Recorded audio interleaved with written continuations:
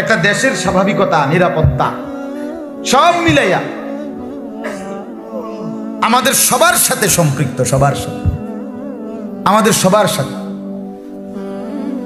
এটা যে অমুকে আন্দোলন করে তমুকে ফিরে,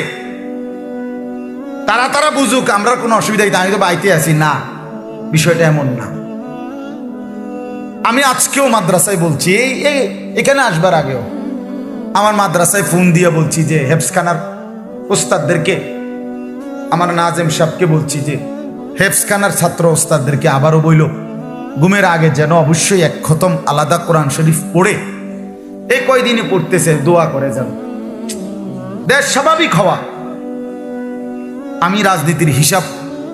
এটার ব্যাখ্যা বিশ্লেষণ করতে চাই না, কিন্তু আমার কথা হইল এটা আমাদের এই ছোট্ট একটা দেশ, এখানে এই পরিমাণ রক্তারক্তি, হানাহানি